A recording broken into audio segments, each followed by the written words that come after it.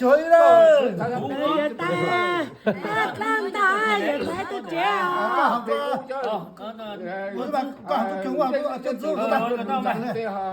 tôi mi chơi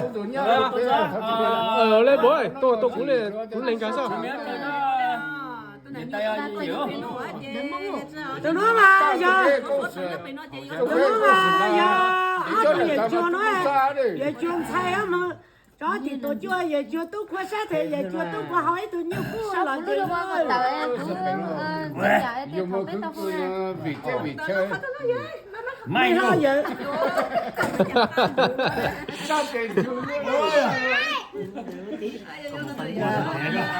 chú chúng tôi cao lên rồi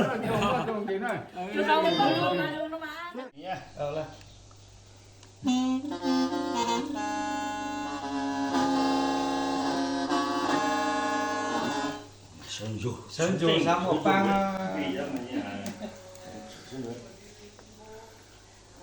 你讲呢？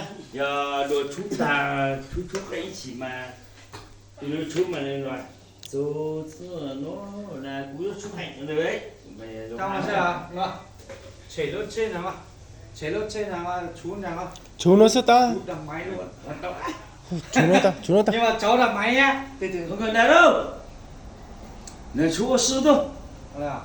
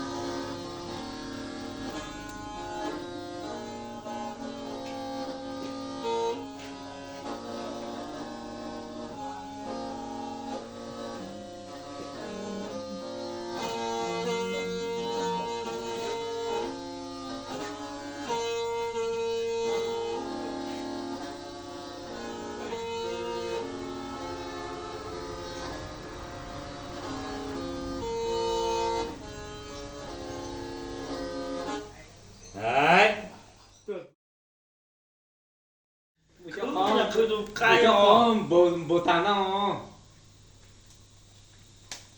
cầm lấy giữ của chú của tàu ạ. Trong mà.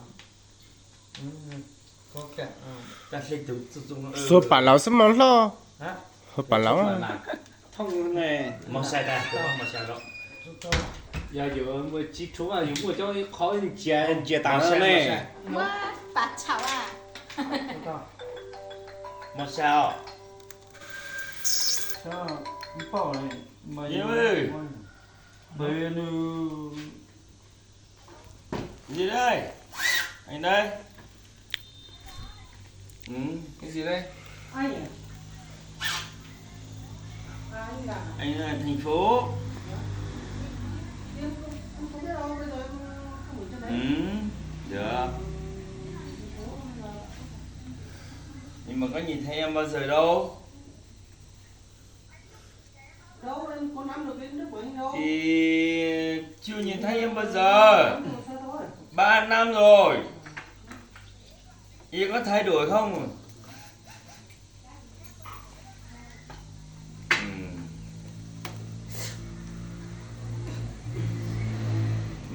Em nhớ nhưng mà em chả nhiệt tình thế thôi.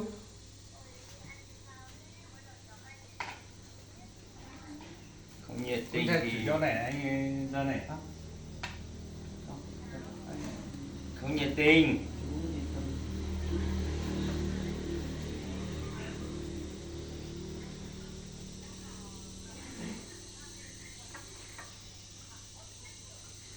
Ai đấy?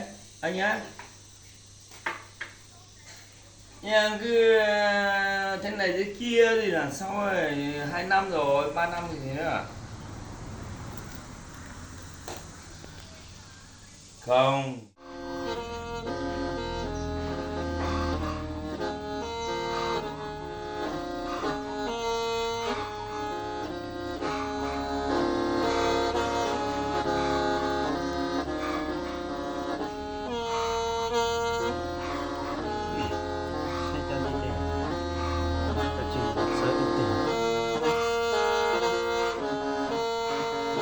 Tung tung tung.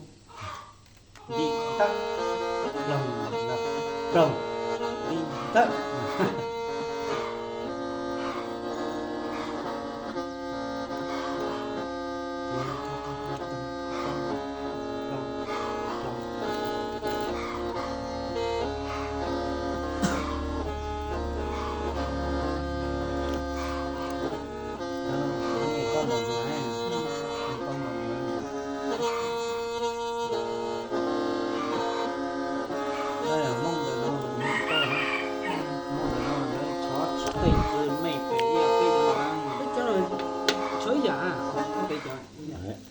chú bây giờ cháu lên đây cháu không biết đánh trống đâu Ủa? nhưng mà lấy cho tụi nó mà lấy chó đi kia kia đó Chó tao mà tao mà tao là bò chẳng cú sách có mùa rồi chú đã sợ qua thành tàu cái gì tờ trá tàu trắng chú hết thành trá cũng như của mì nữa mà